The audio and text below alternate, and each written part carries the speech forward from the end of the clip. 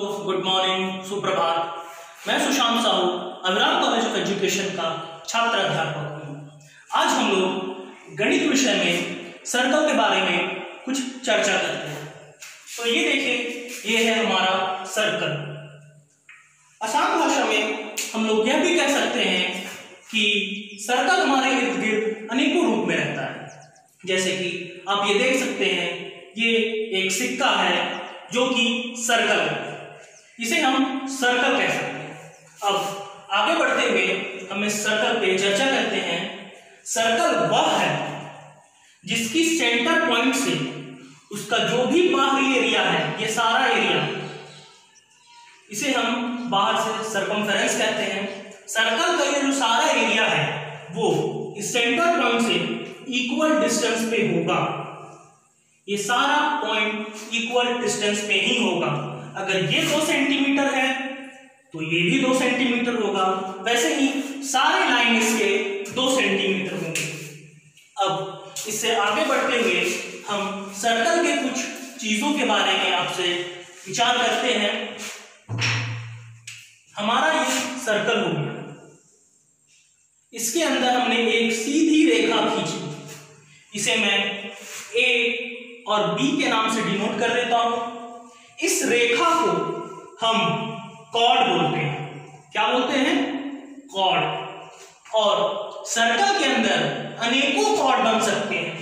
हम यहां पे जितनी भी सीधी लाइनें खींचेंगे वो कॉर्ड कहलाएगा। ये भी हमारा कॉर्ड हो गया, ये भी हमारा कॉर्ड हो गया, ये भी हो गया, ये भी हो गया। इस तरह से बहुत सारे लाइन कॉर्ड हो जाएंगे। लेकिन एक बात और, जो सर्कल का एकदम सेंटर पॉइंट होता है, एकदम मध्य, जिसे हम बीचों बीच कहें, उससे जो एक सीधी रेखा गुजरती है वह सबसे लंबी कॉर्ड होती है और उसे हम लोग डायमीटर बोलते हैं। तो फिर से इसके बारे में चर्चा करते हुए मैं आपको बता देता हूं कि सर्कल के भीतर सबसे लंबी रेखा, जो सबसे लंबा कॉर्ड है, उसे हम डायमीटर बोलते हैं। इसके बाद और आगे बढ़ते हुए हम लोग डायमीटर की चर्चा कर रहे थे, इसीलिए सर्कल का ये मिडिल पॉइंट हो गया, सेंटर पॉइंट हो गया, फिर ये हो गई डायमीटर। इसे मैंने ए बी से डिनोट कर दिया है और सेंटर को मैंने ओ पॉइंट से डिनोट किया है। अब जो ये डायमीटर है, इसका आधा, इसका जो हाफ होगा, उसे हम रेडियस बोलते हैं। क्या बोलते हैं? Radius. Half of diameter is known as radius. अब आगे बढ़ते हुए हम सर्कल की सर्कमफेरेंस और इसकी एरिया कैसे निकाली जाए उसके बारे में कुछ थोड़ी बहुत चर्चा कर लेते हैं। जैसे कि ये हमारा एक सर्कल हो गया, ये मैंने मिडिल पॉइंट, सेंटर पॉइंट लिया, इसे मैंने ओ से डिनोट कर दिया। अब जो सूत्र होता है सर्कमफेरेंस यानी परिधि और एरिया मतलब क्षेत्रफल, तो हम देख सकते हैं, आप यहां देख लें कि सबसे पहले मैं सर्कल की सर्कमफेरेंस निकालने का आप लोगों को सूत्र बताता हूं। वह होता है 2 पाई आर। ये जो हुआ 2 पाई आर, ये सर्कल का परिधि निकालने का सूत्र हुआ। तो ये तो 2 हो गया और ये पाई और ये आर।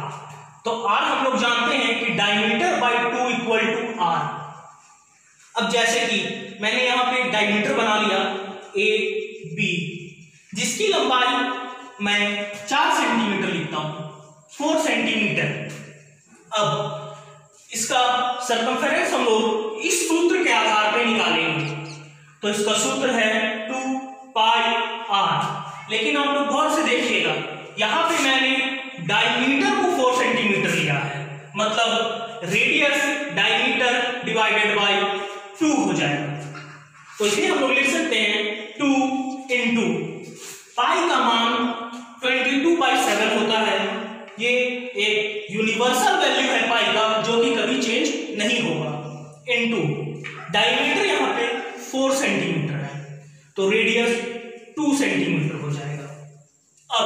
इसे हम लोग सॉल्व करेंगे।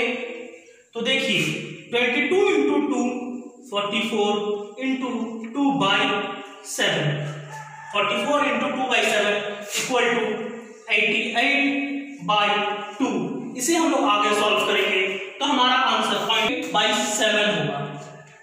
88/7 ये हमारा सेंटीमीटर स्क्वायर में आएगा। इसे हम आगे सॉल्व करेंगे तो हमारा उत्तर कुछ पॉइंट में आएगा, फिर आगे हमें सेंटीमीटर स्क्वायर लगा देना है।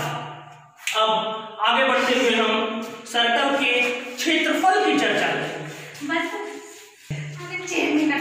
वो होता है पाई आर स्क्वायर। तो पाई का वैल्यू मैंने आप लोगों को बताया कि पाई का वैल्यू होता है 22/7। ये एक यूनिवर्सल वैल्यू है और ये बराबर होता है 3.14 की। तो अब इसी सर्कल की लंबाई को लेते हुए हम ये हल करते हैं। पाई का मान हो गया 22/7 और आर हमारा रेडियस है यहाँ पे d/2 equal to 2 into 2 square equal to 4। तो ये भी हमारा होगा 88/7। तो अब इससे आगे हम लोग चर्चा अगली क्लास में करेंगे। आज के लिए बस इतना ही। Thank you.